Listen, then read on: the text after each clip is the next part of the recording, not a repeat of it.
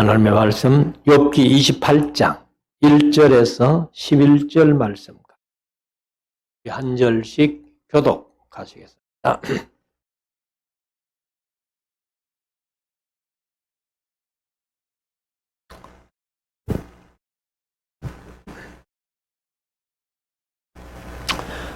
은은 나는 광이 있고 연단하는 금은 나는 곳이 있으며 철은 흙에서 취하고 동은 돌에서 녹여 얻느니라. 사람이 흑암을 파하고 끝까지 궁구하여 음례와 유함중의 광석을 구하되 사람 사는 곳에서 멀리 떠나 구멍을 깊이 뚫고 발이 땅에 닿지 않게 달려내리니 멀리 사람과 결절되고 흔들흔들 하느니라. 지면은 식물을 내나 지하는 불로 뒤집는 같고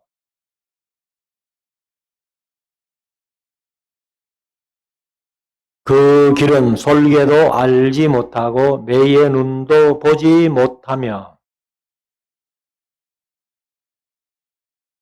나온 사자도 뒤로 지나가지 못하여 사람이 굳은 바위에 손을 대고 산을 뿌리까지 무너뜨리며 돌 가운데로 도랑을 동 보물을 눈으로 발견하고 같이 읽읍시다. 시냇물을 막아 스미지 않게 하고 감추었던 것을 밝은 대로 내느니라. 이게 우리 하나님의 말씀을 묵상하는 시간인데요. 오늘은 욥기 28장, 29장 말씀을 함께 나누기를 원합니다. 4장부터 이제 엘바서, 빌닷, 소발이 엘바서 3번, 빌닷 3번, 소발 2번 이렇게 이제 하는데 25장에서 이 친구들이 이제 3명이 8번이나 욥에 대해서 변론한 내용들을 우리가 묵상을 해 왔습니다. 그래서 25장에서는 빌닷이라는 사람이 8번째 마지막으로 이제 변론하는데 짤막하게 6절밖에 안 되는 그런 짤막한 변론을 했습니다만은 욥이 그에 대한 답변은 26장부터 31장까지 이렇게 길게 답변을 합니다. 그래서 이제 지난 수요일 저녁에 25장 빌닷의 변론을 잠깐 묵상하고 26장, 27장 욥의 변론을 생각을 했는데 오늘은 이제 28장, 29장의 욥의 변론을 생각을 하고 다음 수요일 저녁에는 30장, 31장 욥이 이제 26장부터 31장까지 변론한 것을 3번에 걸쳐서 묵상하려고 합니다. 그래서 이제 28장에는 보면은 욥이 상당히 이제 자기의 지식을 좀 이렇게 나타내는 자랑하는 그런 이제 내용으로 이렇게 좀 이어지는데요. 자, 1절부터 보면은 이제 세상의 나무를 해서 자기의 지식을 이렇게 좀 과시한다고 할까요? 이렇게 하는데 원도 사실은 캐지요. 그래서 이제 광이 있고 그 다음에 연단하는 금은 나는 곳이 있으며 이 말이 좀 이해가 안 돼요. 연단하는 금은 나는 곳이 있으며 이렇게 했는데 여기서 이제 개역 개정에는 뭐라고 번역을 했는가 하면은 은은 나는 곳이 있고 그거는 뭐 똑같은데 금을 재련하는 곳이 있으며 금을 단련하는 거죠. 순금을 만들어내는 그래서 녹여가지고 순금을 만들어내는 그런 이제 재련하는 곳이 있다 이렇게 번역을 했습니다. 2절 철은 흙에서 취하고 사실은 뭐 이제 철은 오철을 녹여가지고 철을 만듭니다만은 오철이 되기 전에 철이 이제 철광석에서 나오죠. 그렇기 때문에 흙에서 취하고 동은 이제 구리죠. 구리 청동은 돌에서 녹여 얻느니라. 사람이 흑암을 파하고 개역개정은 어두움을 뚫고 이렇게 이제 번역을 했어요. 그래서 흑암을 다하고 끝까지 궁구하여. 궁구한다는 말은 개역개정은 탐지하여. 근데 때로는 어떤 데는 이제 연구하여 뭐 이런 데도 있는데요. 아무튼 궁구한다는 말이 이제 찾다, 탐색하다, 조사하다, 시험하다 이런 뜻이에요. 그래서 이제 끝까지 궁구하여 음례와 유암 중에 광석을 구하되. 그럼 이제 음례라는 말이나 유암이라는 말이나 우리말로 번역을 하면은 똑같은 뜻이에요. 흑암, 어두움 이런 뜻인데, 근데 이제 히브리어는 단어는 좀 다릅니다.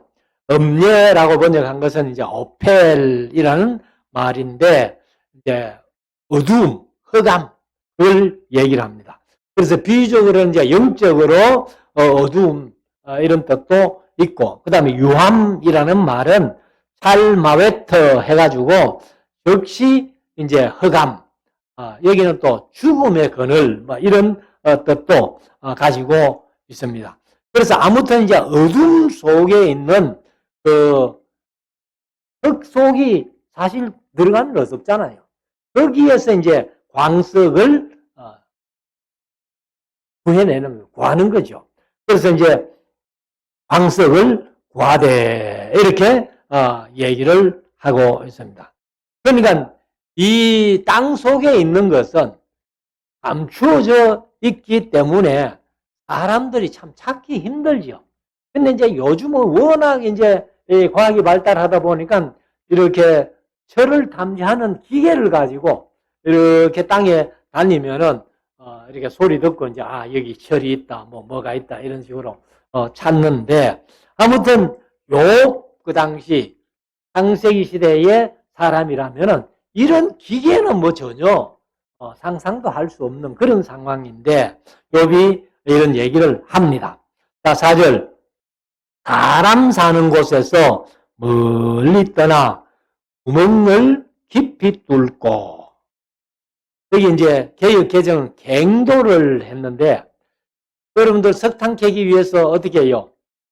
그걸 이제 갱도라 그러죠.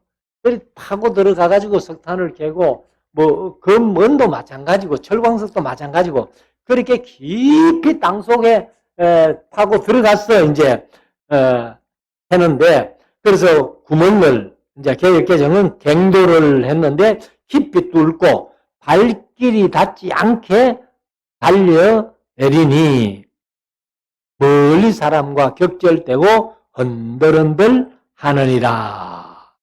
그래서 우리가 이제 가끔 이 석탄 캐던 갱도 이런 것들이 이제 옛날에 캐고 그냥 안 캐고 이제 그만 굴만 있는 그런 곳을 우리가 가끔 한 번씩 구경 삼아 이제 한번 들어가 보죠.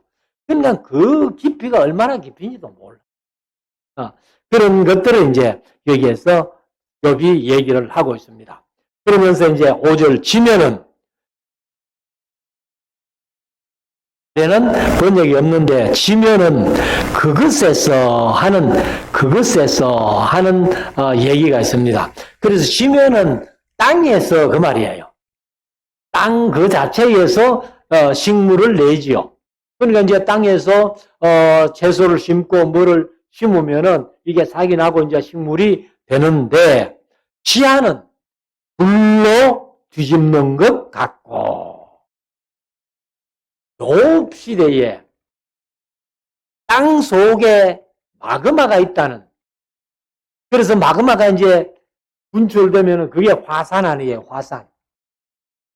그때에 어떻게 그 화산이 터졌는지 안 터졌는지 모르겠지만은 땅 속에 있는 마그마가 있다는 것을 욥이 어떻게 알았을까요? 그래서 여기 이제 지하는 불로 뒤집는 것 같고, 그 돌 가운데는 남보석이 있고, 남보석은 이제 보통 사파이어다 이렇게 표현을 했는데, 남보석이 있고 사금도 있으며, 사금은 이제 모래 속에 금이 이렇게 있는 것을 사금이라 그러죠. 근데 여기는 이제 모래가 아니고 흙 속에서 이제 금을 캐내는 것을 우리말로 번역할 때는 사금이라 이렇게 얘기를 했습니다. 7절 그 길은 솔개도 알지 못하고 매의 눈도 보지 못하며. 사실 뭐 솔개가 공중으로 이렇게 빙 돌다가 먹을 것이면 소살같이 내려와가지고 그걸 낚아채 해서 이제 자기 먹이로 삼는데, 그런 솔개도 땅 속에 있는 그런 철광석이나 무슨 금이나 은이나 이런 걸 못 보죠. 그래서 이제 여기 그걸 얘기를 하는 거예요. 솔개도 알지 못하고 매의 눈도 보지 못하며. 8절 위험스러운 짐승도, 개역개정은 용맹스러운 짐승도 이렇게 번역을 했는데, 밟지 못하였고 사나운 사자도 그리로 지나가지 못하였느니라. 배도 솔개도 보지 못하고 아무리 용맹스러운 짐승이라 할지라도 그것을 그냥 밟고 지나가지 뭐 그 속에 그런 게 있다는 것을 생각이나 하겠어요? 9절 사람이 굳은 바위에 손을 대고 산을 뿌리까지 무너뜨리며. 이건 이제 이런 것들을 캐기 위해 가지고 구멍을 뚫고 뭐 바위를 뚫고 이렇게 한다는 거죠. 그러면서 10절 돌 가운데로 도랑을 파서 각종 보물을 눈으로 발견하고. 그러면 이제 반석, 보통 이제 철광석 같은 것도 뭐 이렇게 바위 속에 이제 바위와 같이 있으니까 그것을 이제 뚫어가지고 그런 것들을 캐가지고 이제 철을 만들고 뭐 금을 만들고 은을 만들고 그렇게 한다는 겁니다. 그래서 이제 눈으로 각종 보물을 발견하고 시냇물을 막아 스미지 않게 하고 감추었던 것을 밝은 대로 내느니라. 그러니까 이제 보석은 뭐 금이나 은이나 철광석이나 뭐 동이나 굴이나 뭐 이제 앞에서 쭉 얘기했던 그런 것들은 이렇게 파내면은 된다 이 말이에요. 되지만은 12절부터가 중요합니다. 12절부터 뭐라고 얘기를 하는가 하면, 그러나 지혜는 어디서 얻으며. 뭐 금은 동철 이런 거는 철광석 같은 것도 그냥 땅에서 파내가지고 소유하면 되는데 지혜는 어디서 얻느냐. 그럼 이제 그렇게 얘기를 하죠. 그래서 그러나 지혜는 어디서 얻으며 명철의 곳은 어디인고 그 값을 사람이 알지 못하나니 사람 사는 땅에서 찾을 수 없구나. 지혜의 값을 따질 수 있어요. 그러니까 뭐 요즘은 이제 지혜를 가지고 뭘 특별한 걸 발견하든지 뭐 발명하든지 이렇게 하면은 세계적으로 이제 노벨상이 최고의 권위 아니에요. 그러니까 각 분야에서 이제 노벨상을 이렇게 수여하는데, 그런데 그런 노벨상을 한 몇십억은 되는 모양인데 지혜는 그 값으로 계산이 안 되는 거죠. 그래서 13절 이제 다시 읽으면 그 값을 사람이 알지 못하나니 사람 사는 땅에서 찾을 수 없구나. 14절 깊은 물이 이르기를 내 속에 있지 아니하다 하며 바다가 이르기를 나와 함께 있지 아니하다 하느니라. 그러니까 이 지혜라는 것은 깊은 물 속에 들어가도 그건 뭐가 있겠어요? 지혜가 없죠. 그 다음에 바다도 이르기를 지혜는 나는 몰라. 지혜가 나와 함께 안 있어. 이제 그런 얘기를 한다는 겁니다. 그래서 바다 밑에 들어가도 지혜가 있는 것이 아니고 깊은 물 속에 들어가도 지혜가 거기 있는 것이 아니라는 것을 이제 욥이 얘기를 하죠. 15절 정금으로도 바꿀 수 없고 은을 달아도 그 값을 당치 못하리니. 그러니까 이제 지혜의 값을 치지를 못하는 거예요. 16절 오빌의 금이나 귀한 수만호나, 여기 이제 개역개정은 청옥수라고 번역을 했는데요. 수만호 하는 것은 이제 히브리어로는 쇼함이라는 말인데, 홍만호라는 그런 보석이에요. 만호 하면은 이제 성경책에 보석이 그런 게 많잖아요. 근데 보석인데 수만호는 물 속에서 잘 갈아진 돌, 그게 이제 보석이 되는 거죠. 그래서 사실 보석할 때 석자가 무슨 석자예요? 돌석입니다. 돌석. 그러니까 돌이 이제 값어치가 나가는 것이 보석이에요. 그래서 오빌의 금이나 귀한 수만호나 남보석으로도 그 값을 당치 못하겠고, 지혜의 값을 매길 수가 없다. 17절 황금이나 유리라도 비교할 수 없고 정금 장식으로도 바꿀 수 없으며, 여기 이제 황금이나 유리, 여기 이제 개역개정은 수정이라고 번역을 했는데요. 사실은 제가 고등학교 다닐 때인가 그런 얘기인데, 경주 불국사의 석가탑을 누가 도구를 한 거예요.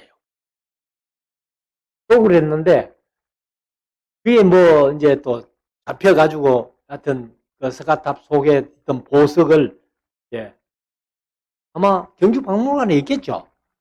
제가 그 뒤로는 확인을 안 해봤는데, 근데 우리 같으면 이제 요즘은 유리가 흔하잖아요. 유리가 흔하니까 유리 속에 금을 이렇게 보관할 그런 지경인데, 그때는 신라시대는 석가탑을 만들면서 금을 밖에 포장하고 속에 유리를 넣어놓은 거예요. 그래서 금보다도 유리가 더 귀했다.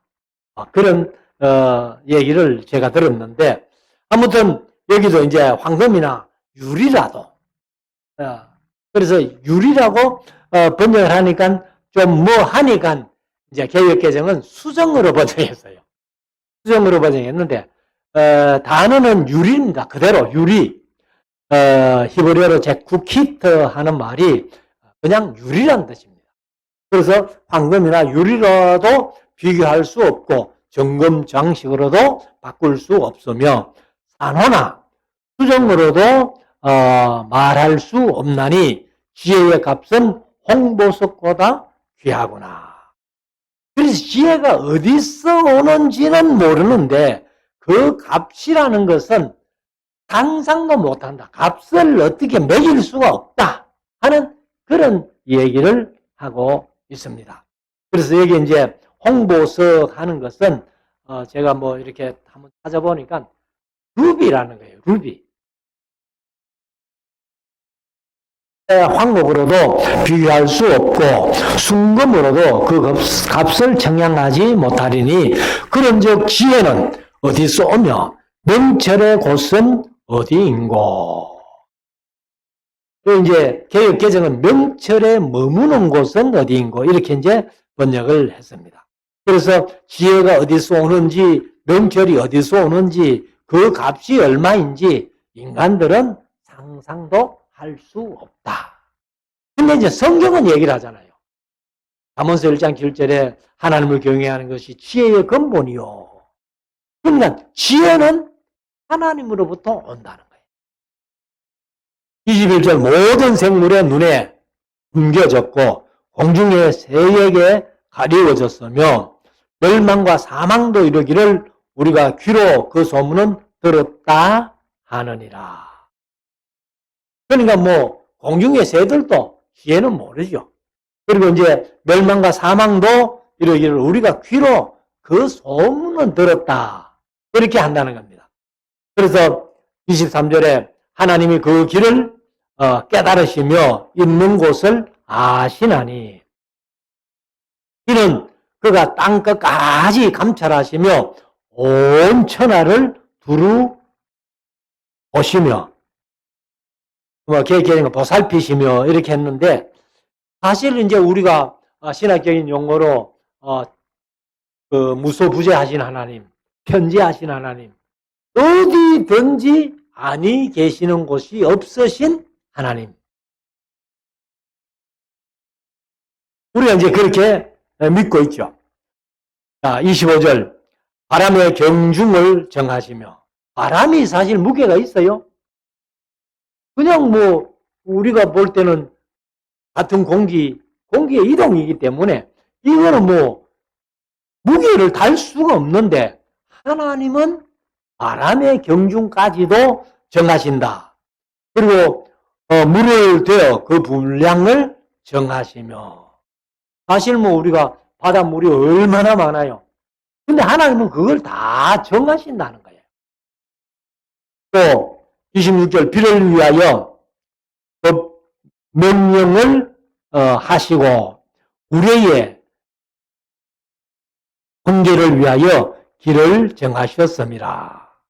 그러니까 이제 비를 내리는 명령도 하나님이 정해 주셨기 때문에 그래서 우리가 뭐 이제 요즘은 바닷물이 이렇게 정발돼 가지고 올라가 가지고 그것이 이제 구름이 됐다가 구름에서 이제 쏟아지면 다시 바다로 가고 그러니까 바닷물이 넘는 법이 없잖아요.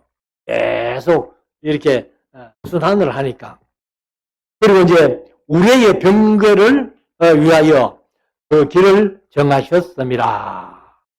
이거는 이제 개혁개정 우레의 법칙을 만드셨습니다. 그러니까 이제 천둥이 치고 번개가 치는 이런 것들도 다 하나님이 그렇게 만드셨기 때문에 나타나는 현상이죠. 27절 그때의 지혜를 보시고 선포하시며 굳게 세우시며 궁구하셨고 또 사람에게 이르기를 주를 경외함이 곧 지혜요. 바로 이제 이 세상에 아무도 깨달을 수 없었던 그 지혜를 욥은 깨닫고 이제 그 결론을 이렇게 내리는 겁니다. 주를 경외함이 곧 지혜요.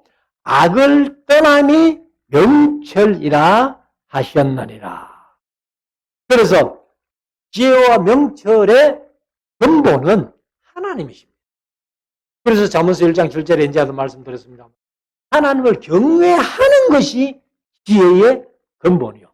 그리고 거룩하신 자를 아는 것이 명철이다. 그래서 하나님의 소원은 항상 나를 좀 알아달라. 인간들이 사실 세상을 살아가면서 바울이 위대한 질문 두 가지를 남겼잖아요. 예수님을 향해서 사도행전 9장에서 다메섹 도상에서 예수님을 만나고 주여 니시오니까 인간이 예수님을 알고 하나님을 아는 것이 그게 최고란 말이에요. 그래서 주여 니시오니까 예수님이 누구신지를 아는 것. 그 다음에 바울이 또 한 가지 더 사도행전 22장 을 하리까. 이 두 가지 질문이 바울이 남긴 최고의 질문이었어요. 자, 그래서 하나님을 경외하지 않거나 악을 떠나지 않고는 지혜의 길을 찾지 못한다. 욥이 그렇게 결론을 내립니다.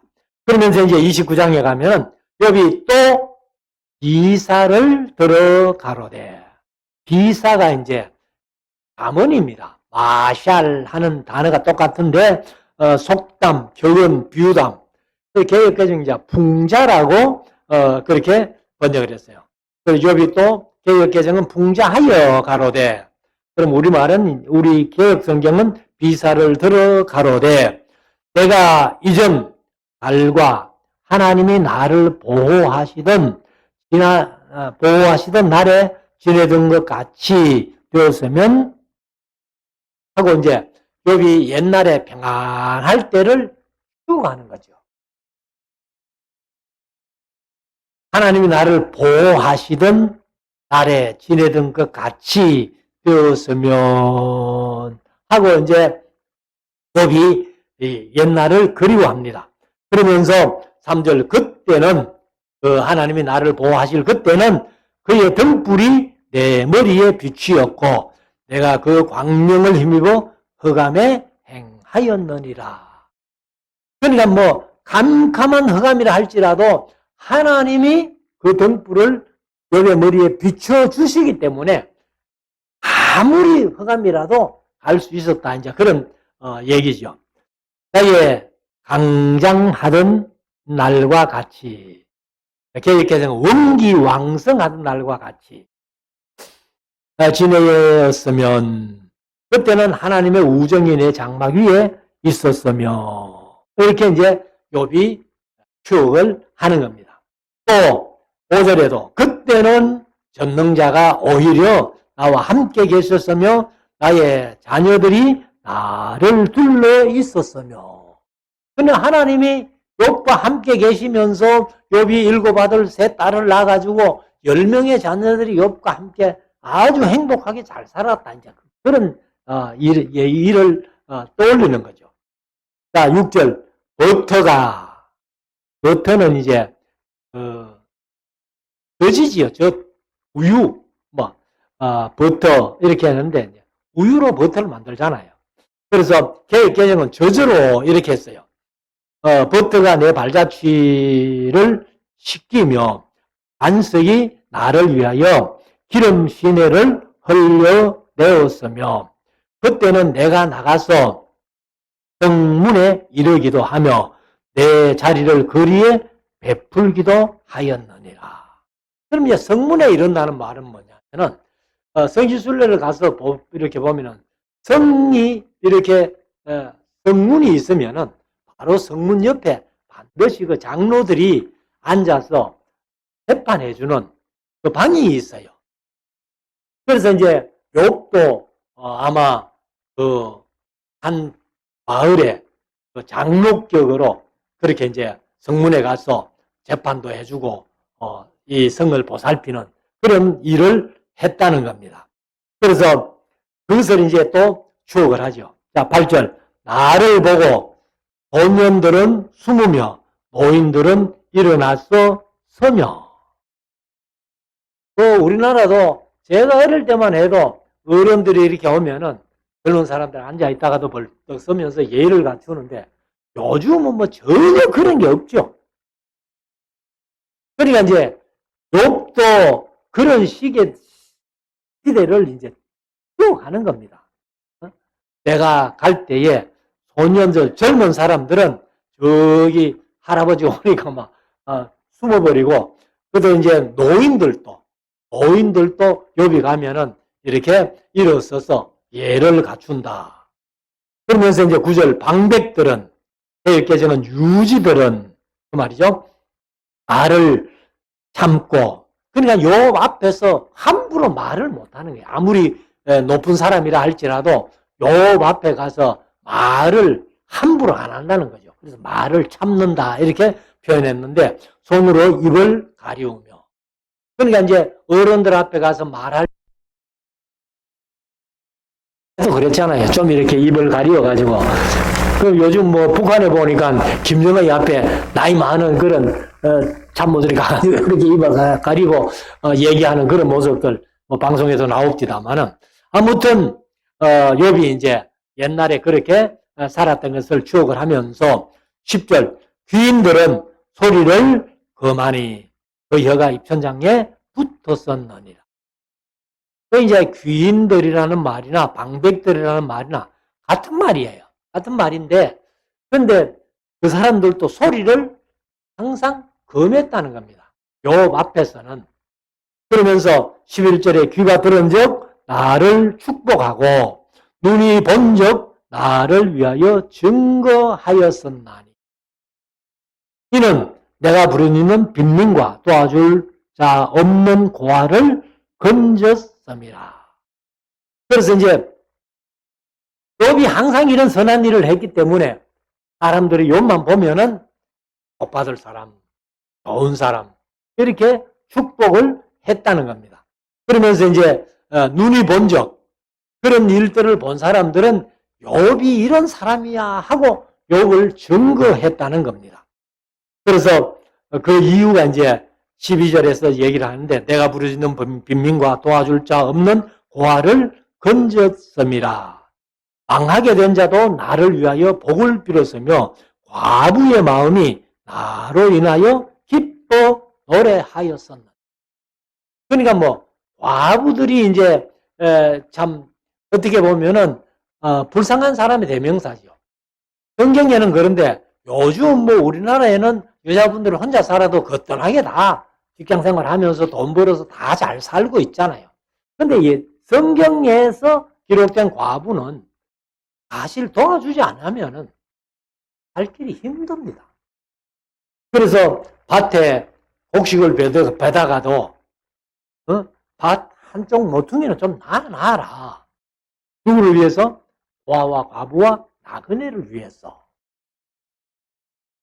그래서 우리가 이제 룻기 읽어보면서 보아스가 룻이 그 보리 베는 사람 종들의 뒤를 따라가면서 보리 싹 주우니까 보아스가 뭐라 해요? 아이고 그거 다 싹싹 거두지 말고 좀 이 싹 줍는 사람 생각해가지고 좀 나눠주라. 그래가지고 룻이 그냥 하루 줍는 게 한 마리나 주잖아요. 14절 내가 의로 옷을 삼아 입었으며 나의 공의는 도포와 멸류관 같았었느니라. 그러니 이제 항상 욥이 의롭게 나는 의롭게 살았다 하는 것을 얘기를 하죠. 15절 나는 도경의 눈도 되고 절뚝발이 이제 개정은 다리 저는 자의 발도 되고 빙후한 자의 아비도 되며 생소한 자의 일을 사실하여 주었으며 돌보아주었다고 말이죠. 불의한 자의 어금니를 꺾고 그 이 사이에서 겁탈한 물건을 빼어내었었느니라.